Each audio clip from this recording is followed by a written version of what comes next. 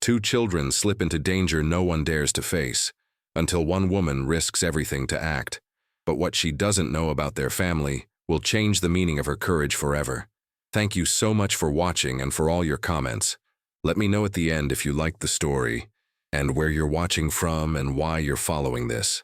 The sun blazed down on the dusty streets of Willow Creek, Texas, 1876. Sarah Blackwood, a widow of 30 with auburn hair and determined eyes, wiped sweat from her brow as she finished stocking shelves in her small general store.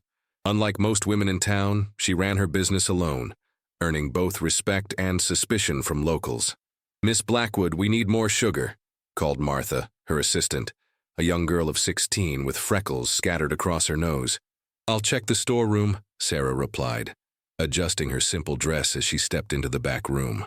The store had been her husband's before he died in the war, leaving her to fend for herself in a town that still viewed independent women with caution. Outside, the usual afternoon quiet was interrupted by excited voices. Sarah emerged to find several townsfolk hurrying past her store windows. "What's happening?" she asked Tom Wilson, the blacksmith who paused at her door. "Stagecoach arrived, bringing some new folk to town," he answered, curiosity evident in his weathered face. "Some say there's a half-breed family. Strange business, especially with the tensions lately." Sarah frowned. The conflicts between settlers and Native Americans had intensified in recent months, with stories of raids and counter-raids spreading fear throughout the territory. "People deserve a chance, Tom, regardless of their heritage," she said firmly. Tom shrugged. "Not everyone shares your generous views, Sarah. Best be careful who you befriend these days." After closing the store, Sarah's curiosity led her to the edge of town. There, near the old creek path, she spotted them. A man with sharp features and dark copper skin standing beside a plain wagon. Though dressed like any settler in practical trousers and a worn shirt, his Comanche heritage was unmistakable. Beside him stood a woman with pale skin and two small children, twins by the look of them, no more than 7 years old. The family was being denied accommodation at the town's only boarding house. Sarah could see Mrs. Peterson, the owner, shaking her head vigorously while pointing away from town. "We have no room for your kind here." Mrs. Peterson's voice carried on the wind. "There's a camp 3 miles east where people like you can stay." The man remained stoic, but his wife's shoulders slumped. The children clung to their mother's skirts, eyes wide with confusion and fatigue. Sarah felt a tightness in her chest.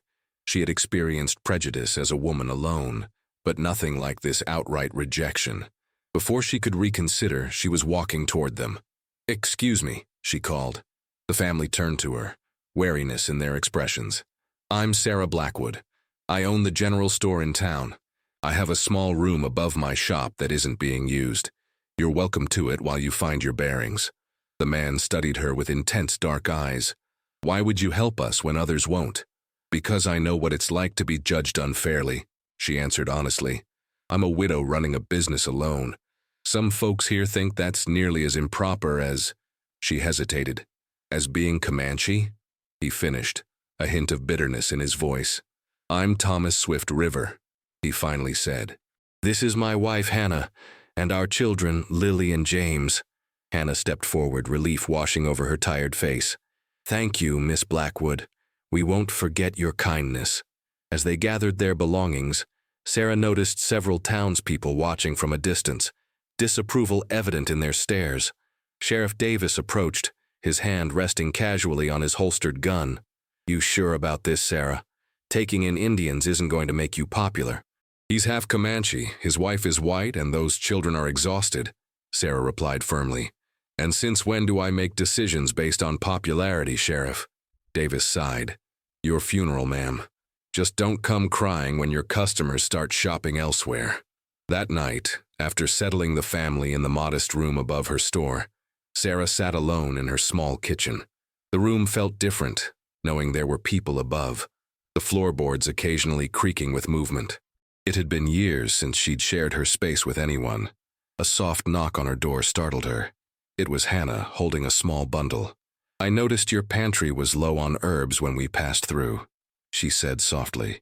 "These are dried sage and wild rosemary, good for cooking and healing." Sarah accepted the gift, touched by the gesture. "Thank you." Please, sit with me a moment. As they shared tea, Hannah explained their journey. Thomas had grown up between two worlds. His mother, a captured settler who later married his Comanche father by choice. He'd learned to hunt and track, but also to read and write English. They were traveling to find work on a ranch owned by a former army officer who had promised not to discriminate. It's been a difficult journey, Hannah admitted. Most towns won't even let us stop for supplies. Willow Creek isn't much different, Sarah warned. You've already seen that. Hannah's eyes reflected the lamplight as she stared into her cup. We're used to it. But the children, her voice faltered. They're starting to understand what hatred looks like. Sarah reached across the table and squeezed Hannah's hand. Stay as long as you need. Perhaps some minds here can be changed. As Hannah returned upstairs, Sarah felt a strange sense of purpose stirring within her. In helping this family, she was somehow helping herself, pushing back against the narrow boundaries that had confined her own life since James died. Little did she know that this simple act of kindness would soon test her courage in ways she could never have imagined. The following morning brought clear skies and whispers throughout Willow Creek. Sarah opened her store as usual, though customers were scarce. Those who did enter cast suspicious glances toward the ceiling, as if expecting the floorboards to give way under the weight of the mixed-race family. You'll regret this charity, Miss Blackwood, muttered Mrs. Holloway, the banker's wife, as she reluctantly purchased fabric. Indians can't be trusted, even half-breeds. Everyone knows that. Sarah measured the calico carefully before cutting. Thomas Swift River and his family haven't given me any reason for concern. Perhaps you should judge them by their actions rather than their heritage. Mrs. Holloway sniffed. My husband says they bring trouble. The Comanche raided the Miller farm just last month. 2 men dead. And was Mr. Swift River among those raiders? Sarah asked pointedly. The woman collected her purchase without answering and left the store in a huff. Martha, who had been listening from behind the counter, approached Sarah with concern. Are you sure this is wise, Miss Sarah? I don't mind them being here, truly. But the town… Sarah placed a reassuring hand on the girl's shoulder. Sometimes doing what's right isn't the same as doing what's easy, Martha. By midday, Thomas appeared in the store, his tall frame commanding attention despite his quiet demeanor. I've come to ask where I might find work. We can't accept your charity without offering something in return. Sarah considered him thoughtfully. The Baldwin Ranch might need hands, but they're 5 miles north. In town, options are limited. Especially… She didn't finish the sentence. Thomas nodded, understanding the unspoken reality. I can hunt, track, and I'm good with horses. My father taught me, and I learned carpentry from my mother's brother. The livery might need help, Sarah suggested. Mr. Cooper is getting on in years. I can speak with him. I would appreciate that, but I'll speak for myself, Thomas replied firmly. A man should look another in the eye when asking for work. Sarah respected his dignity. Of course. Later that afternoon, Sarah took the twins, Lily and James, to the creek while their parents sought work. The children were initially shy, but soon warmed to her gentle manner. They collected smooth stones and watched minnows dart in the shallow water. Miss Sarah, Lily asked, her dark eyes serious beneath a fringe of straight black hair. Why did those boys call us bad names in town? Sarah's heart ached. Some people fear what they don't understand. They see differences instead of similarities. Papa says we're lucky, James added, skipping a stone across the water. We have 2 worlds inside us instead of 1. Your father is very wise, Sarah smiled. Their peaceful outing was interrupted when 3 local boys appeared on the bank, led by 12-year-old Billy Thompson, the mayor's son. Hey, Indian lovers, Billy shouted. My pa says you're all going to bring trouble. Sarah stood protectively. That's enough, Billy. You should be ashamed speaking to guests of our town this way. They ain't guests, another boy sneered. They're savages. Leave us alone, Lily shouted back, surprising Sarah with her courage. Billy picked up a rock. Make us half-breed.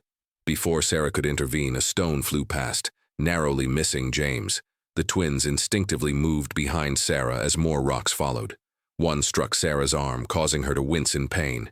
Stop this immediately, she commanded, but the boys only laughed. Suddenly, a commanding voice rang out. Enough! Sheriff Davis appeared on horseback, his expression thunderous. The boys scattered immediately. "You all right, Miss Blackwood?" he asked, dismounting. "We're fine, thank you, Sheriff," she replied, though her arm throbbed. Davis eyed the twins with a mixture of curiosity and caution. Mayor Thompson won't be pleased to hear his son was causing trouble, but he'll be even less pleased about— He gestured vaguely at the children. "About innocent children being attacked?" Sarah finished sharply. "I should hope he would be outraged, regardless of who they are." Davis sighed heavily. "Sarah, I understand your intentions are good, but this situation is complicated. There's talk of Comanche war parties moving closer to town. People are scared. And that justifies cruelty to children? No, but fear makes folks act foolishly. Be careful. Not everyone shares your open-mindedness." As they returned to town, Sarah noticed the stares intensifying. Outside the general store, Thomas and Hannah waited, their faces brightening at the sight of their children but quickly clouding with concern upon noticing Sarah's bruised arm. "What happened?" Hannah asked, examining the injury. Sarah downplayed the incident, but James spoke up. "Boys threw rocks and called us names. Miss Sarah protected us." Thomas's jaw tightened, but he remained controlled. "This is why we rarely stay in towns. The hatred follows us everywhere." "I'm sorry," Sarah said, feeling the inadequacy of her words. "Don't apologize for others," Thomas replied. "You've shown more kindness than most." He hesitated before adding, "I found work at the livery. Mr. Cooper agreed to a trial period." "That's wonderful news." Sarah smiled, genuinely pleased. That evening, after closing the store, Sarah heard a commotion outside. A small crowd had gathered, led by Mayor Thompson and several prominent townsmen. Steeling herself, she stepped onto the porch to confront them. "Can I help you, gentlemen?" Mayor Thompson, a portly man with an impressive mustache, stepped forward. "Miss Blackwood, we've come to discuss your guests. The town council has concerns." "What concerns might those be, Mayor?" "Safety, Miss Blackwood. With Comanche raiding nearby settlements, harboring one in our midst sends the wrong message." Sarah crossed her arms. "Mr. Swift River is as much white as he is Comanche, Mayor. His children are American citizens, and his wife is as white as I am. They're simply a family seeking work and peace. Nevertheless," the mayor continued, "the council requests they move on for the good of the community." "They have done nothing wrong," Sarah insisted. "Mr. Auv, Swift River has already secured employment with Mr. Cooper, who desperately needs the help." From the shadows of the doorway, Thomas emerged. The crowd tensed visibly, some men reaching instinctively for weapons they weren't carrying. "I mean no harm to anyone in this town," he said clearly, his dignity palpable. "My family and I seek only honest work and a peaceful life." Mayor Thompson shifted uncomfortably. "Your kind has a different understanding of peace than we do." "My kind?" Thomas questioned softly. "Which part of me concerns you most, Mayor? The white blood or the Comanche?" The question hung in the air, unanswerable without revealing the prejudice at its core. "1 week," the mayor finally declared. "You have 1 week to make arrangements elsewhere." With that, he turned and led the group away, murmurs of discontent following in their wake. Sarah turned to Thomas, apology in her eyes. "I'm so sorry." "Don't be," he replied. 1 week is more than most towns give us, and for the first time someone stood beside us instead of against us. He extended his hand in the white man's custom. "For that, Sarah Blackwood, you have my gratitude and respect." As they shook hands under the gathering twilight, Sarah felt a resolve hardening within her. 1 week might not be enough to change hearts and minds in Willow Creek, but she would try. These good people deserved better than the judgment they'd received, and she was determined to help them find it. 4 days after the mayor's ultimatum, Sarah noticed a change in town. While many still avoided her store, others came specifically to meet the family they'd heard so much about. Mr. Cooper publicly praised Thomas's work with horses, declaring him the finest hand with a troubled mare I've seen in 20 years. Hannah's knowledge of herbs had helped Mrs. Peterson's arthritic hands, softening the boarding house owner's initial prejudice. The twins, however, remained confined to the store and its small yard, their parents unwilling to risk another confrontation with the town's children. "They need to play," Sarah told Hannah as they prepared dinner together. "Children shouldn't be kept like caged birds." Hannah sighed, kneading dough with practiced hands. I know. But after what happened at the creek, Thomas says it's safer this way. Sarah watched the twins through the window as they invented games with simple wooden toys Thomas had carved. What if I took them on a picnic tomorrow? There's a lovely spot near the cliffs overlooking the valley. Few people go there. Hannah hesitated. Thomas would worry. Then he should join us, Sarah suggested. The store can manage without me for one afternoon. Martha is quite capable. That evening, Thomas listened to the proposal with reservation. The cliffs are dangerous, he said, his dark eyes serious, and isolated. If we encountered trouble, that's precisely why it's perfect, Sarah argued. No one will bother us there, and we'll stay well back from the edge. James looked up from his wooden horse. Please, Papa, we've been good. Very good, Lily added earnestly. And we're careful. You always say so. Thomas exchanged glances with Hannah, a silent communication passing between them. Very well, he finally agreed. But we return before sunset. The following day dawned bright and clear. Sarah packed a generous basket with bread, cheese, dried fruit, and jars of lemonade.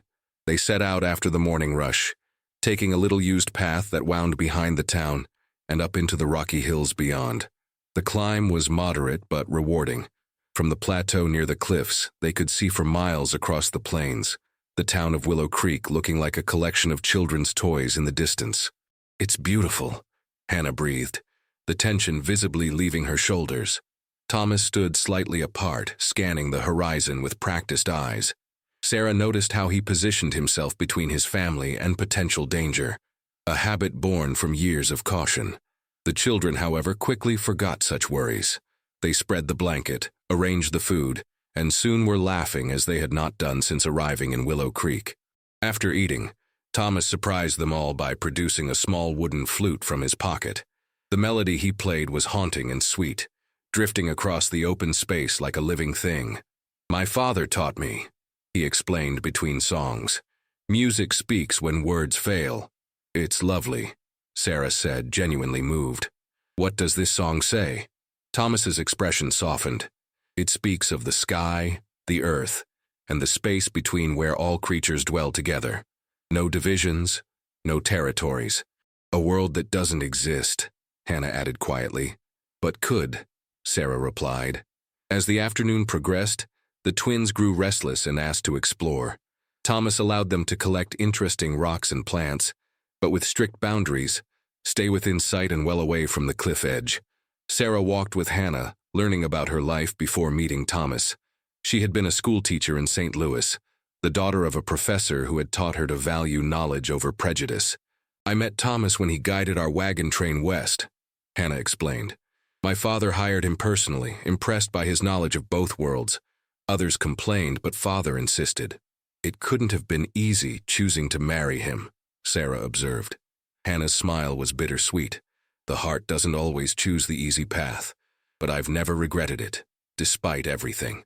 Suddenly, their conversation was interrupted by a frantic shout from Thomas. Lily, James, get back from there.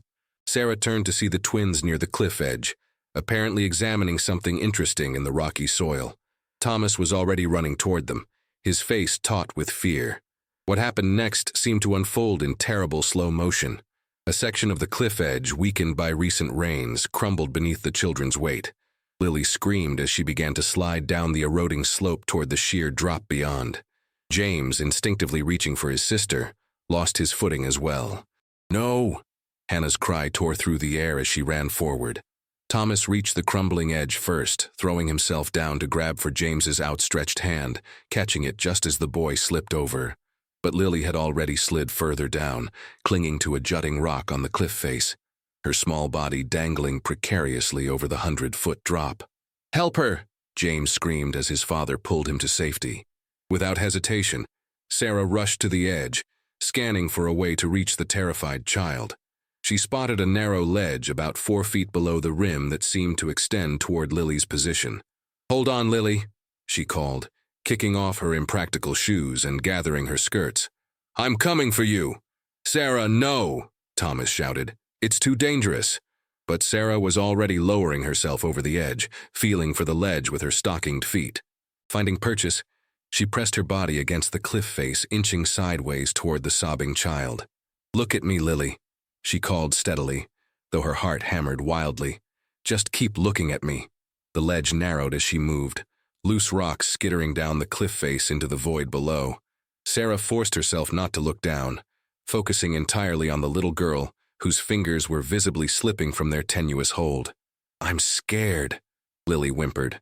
I know, sweetheart, but I'm almost there, Sarah assured her, though in truth several agonizing feet still separated them. Above, she could hear Thomas instructing Hannah to hold on to his ankles as he leaned over the edge, trying to extend his reach toward his daughter. But they all knew he couldn't reach far enough without endangering himself. Sarah's foot slipped, sending a shower of pebbles cascading downward. For a heart-stopping moment, she teetered on the brink of falling before regaining her balance. Her hands were bleeding now from gripping the rough stone, but she continued forward. Just as she came within arm's reach of Lily, the rock the child clung to shifted ominously. It's breaking, Lily cried in terror. Jump to me, Sarah called, bracing herself against the cliff face and extending both arms. Jump now, Lily. With a cry of fear, Lily released her hold on the failing rock and launched herself toward Sarah. For one terrible moment it seemed she would fall short, but Sarah lunged forward, catching the child's wrists and pulling her close in a desperate embrace. The sudden movement nearly sent them both tumbling into the abyss, but Sarah managed to press back against the cliff, holding Lily tightly against her chest. The child sobbed uncontrollably, clinging to her rescuer with all her strength. I've got you, Sarah whispered, her own voice shaking. I've got you now. Above them, Thomas had positioned himself to reach down as far as possible. Can you pass her to me? Carefully, Sarah raised Lily as high as she could. Reach for your father, sweetheart. With Thomas pulling from above and Sarah pushing from below, they managed to get Lily safely back onto solid ground. But Sarah now found herself stranded, the narrow ledge crumbling beneath her feet, her strength nearly spent. Sarah, Hannah called desperately, take my hand. Thomas secured Hannah as she lay on her stomach, stretching down towards Sarah. Reach up, please. Sarah gathered her remaining strength and stretched upward, her fingertips just brushing Hannah's. But it wasn't enough. The distance was too great. I need to climb higher, she called, searching for handholds in the crumbling rock face. Wait, Thomas instructed. He disappeared momentarily, returning with his rope belt. Quickly fashioning a loop, he lowered it toward her. Put your wrist through this. Sarah managed to slip the loop over her hand, gripping it tightly. Ready? With Hannah's help, Thomas pulled steadily, lifting Sarah's weight as she scrambled against the cliff for purchase. Inch by painful inch, she ascended, until finally Thomas's strong hands gripped her arms, hauling her over the edge to safety. Sarah collapsed on the solid ground, trembling with exhaustion and delayed fear. Lily immediately threw herself into Sarah's arms, weeping openly. You saved me, she repeated over and over. You saved me when no one else would have. Thomas knelt beside them, his usually stoic expression replaced by naked emotion. There are no words, he said hoarsely, placing a hand on Sarah's shoulder. No words for what you've done today. Hannah embraced her husband and son, tears streaming down her face. You risked your life for our daughter. Sarah, still shaking, managed a weak smile. Any decent person would have done the same. No, Thomas said firmly. They would not. You know this as well as we do. As they gathered their scattered belongings, the reality of what had happened settled over them. Sarah had not only saved Lily's life, she had bound herself to this family in a way that transcended the barriers of race and prejudice that divided them from others. The sun was beginning to set as they made their way down the hill toward town, each lost in thought about how close they had come to tragedy and what their shared experience might mean for their uncertain future in Willow Creek. News of the near tragedy spread through Willow Creek like wildfire. By the following morning, embellished versions of the story circulated in the saloon, the church, and every home. Some versions painted Sarah as foolhardy, others as heroic, but all acknowledged the undeniable truth. She had risked her life to save a child that many in town had shunned. Sarah's store was unusually busy that day, filled with curious customers who came as much to gawk as to shop. Some offered awkward congratulations. Others studied her bandaged hands with silent amazement. Is it true you dangle by one arm over the cliff? Asked Mrs. Holloway, who had been so critical just days before. Hardly, Sarah replied, wincing as she wrapped a customer's purchase. I stood on a ledge. It was frightening enough without exaggeration. The sheriff arrived mid-morning, his expression unreadable as he approached the counter. Quite a story going around, Miss Blackwood. Much of it greatly exaggerated, I'm sure, Sarah responded, continuing with her work. Davis removed his hat, turning it in his hands. Mayor Thompson would like to speak with you and the Swift River family. At your convenience, he added, surprisingly deferential. Sarah straightened, immediately suspicious. What about?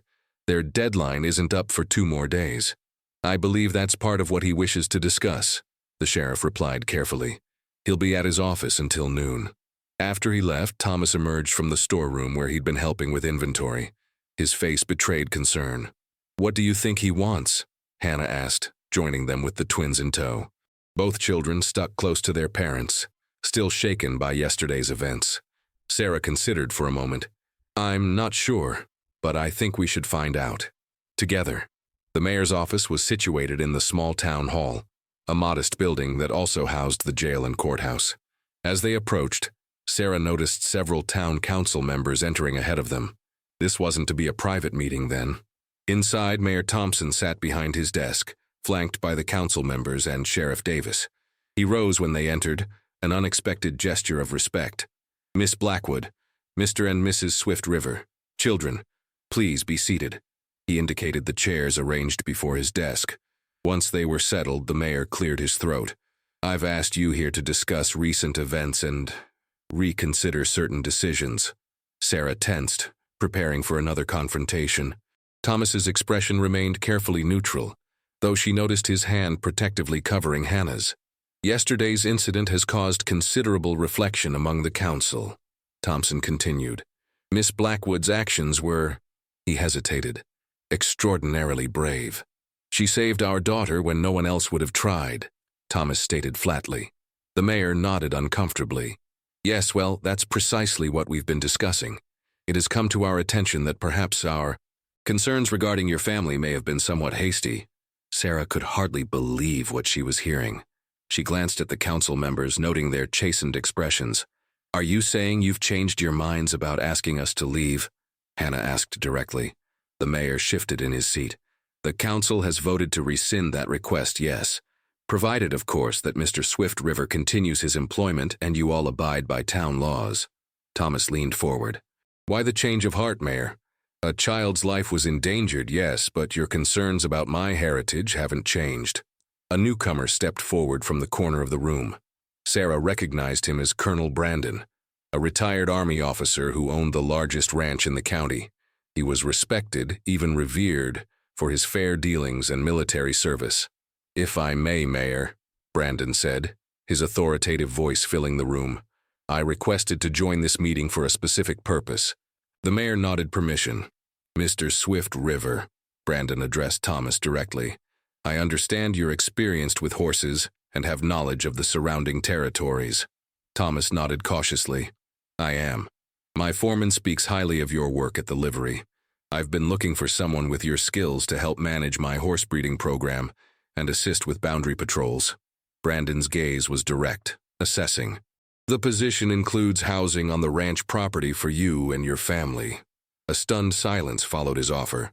Such a position was respected, well paid, and would place Thomas in authority over several ranch hands, something unheard of for a man of mixed heritage in these parts. Why would you offer this to me? Thomas asked, understandably suspicious. Brandon straightened, his military bearing evident. Because I judge men by their character and abilities, not their bloodlines. My time in the army taught me that courage and loyalty know no color. He glanced at Sarah.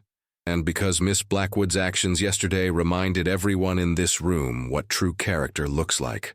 Hannah squeezed her husband's hand, hope blooming in her expression. The children would have space to run and play, she whispered. And attend school, Brandon added. My daughter runs a small school for the children of ranch workers. Your twins would be welcome there. Sarah felt a complicated mixture of emotions. Joy for the family's good fortune, but also a surprising pang of loss at the thought of them leaving. Thomas studied Brandon carefully before responding. I would need to see these arrangements for myself before deciding. Of course, Brandon agreed. Visit the ranch tomorrow, see the housing and meet my daughter, then decide. Mayor Thompson cleared his throat. Well, this seems a favorable resolution for all concerned. He turned to Sarah. Miss Blackwood, the town council also wishes to express its gratitude for your bravery. We've decided to provide funds to repair the roof of your store, which I believe has been leaking for some time. Sarah raised an eyebrow at this transparent attempt to regain her goodwill. That's very generous, Mayor. Outside the town hall, the family and Sarah paused to absorb what had just transpired. A position of respect, Hannah marveled, with proper housing and schooling for the children. Thomas remained cautious. We'll see what tomorrow brings before celebrating. It's more than we dared hope for when we arrived, Hannah reminded him. Sarah smiled at them, genuine happiness overcoming her selfish desire to keep them close. Colonel Brandon is a man of his word. If he's made this offer, it's sincere. Lily tugged at Sarah's skirt. Will you still be our friend if we move to the ranch? Sarah knelt to the child's level. Of course I will. The ranch is only 5 miles away. I'll visit often. Promise? James asked seriously. I promise, Sarah assured them both. The following day, Thomas and Hannah returned from their visit to the Brandon Ranch with transformed expressions. The colonel had shown them a comfortable 3-room cabin near a stream, introduced them to his daughter Elizabeth, a kind young woman who had studied teaching in Boston, and outlined duties that respected Thomas's skills and knowledge. It's everything he promised, Hannah told Sarah as they prepared for the family's departure the next morning. Elizabeth even has books on Comanche history that she wants the children to share with other students. That's wonderful, Sarah replied, folding linens to pack in their wagon. Colonel Brandon has always been progressive in his thinking. Thomas entered, carrying the last of their few belongings. The wagon is nearly ready. He set down his burden and faced Sarah directly. We owe you more than we can ever repay. Sarah shook her head. You owe me nothing. Your friendship has been payment enough. You changed the minds of this town, Hannah insisted. Without you, we'd still be wandering, searching for a place to belong. Perhaps, Sarah acknowledged. Or perhaps you simply needed one person to stand beside you until others could see what I saw immediately. A good family worthy of respect and opportunity. The twins burst in, their energy boundless with excitement about their new home. Miss Sarah, Colonel Brandon has horses just our size, James exclaimed. And a stream with fish, Lily added. And Elizabeth says she'll teach me to read better. Sarah laughed, her heart full despite the impending separation. That sounds wonderful. You must write and tell me all about it. As they loaded the final items into the wagon, a small crowd gathered on the street. To Sarah's surprise, many townspeople had come to bid the family farewell, bringing small gifts and good wishes. Mrs. Peterson offered a basket of baked goods for their journey. Mr. Cooper presented Thomas with a fine leather belt he had crafted himself. Even Billy Thompson shuffled forward, awkwardly offering the twins wooden toys as a peace offering. Colonel Brandon arrived on horseback to escort them to the ranch. Ready to start your new position, Swift River? He called. Thomas nodded, but turned first to Sarah. Without warning, he embraced her in a brief but powerful hug, a gesture that crossed cultural boundaries and spoke volumes about his trust and gratitude. Our people have a saying, he told her quietly. The bravest heart sees with clear eyes when others are blinded by fear. You have such a heart, Sarah Blackwood. Hannah embraced her next, tears flowing freely. We'll see you soon. Very soon, Sarah promised. The twins clung to her legs, extracting multiple promises of visits, stories, and picnics. Though never again near the cliffs, they all agreed with nervous laughter. As the wagon pulled away, Sarah felt an unexpected sense of fulfillment. In helping this family find acceptance, she had also found something herself, a purpose beyond merely surviving as a widow in a frontier town. Sheriff Davis appeared beside her as the crowd dispersed. You've changed things here, Sarah. People are talking differently about Indians, about differences. One family at a time, Sheriff, she replied. That's how change happens. Colonel Brandon mentioned he's looking for a school teacher to assist his daughter with the growing number of children at the ranch, Davis remarked casually. Seems your store might be lonely without those twins underfoot. Sarah looked at him sharply. Are you suggesting I should apply? Davis shrugged, a smile tugging at his lips. Might be worth considering.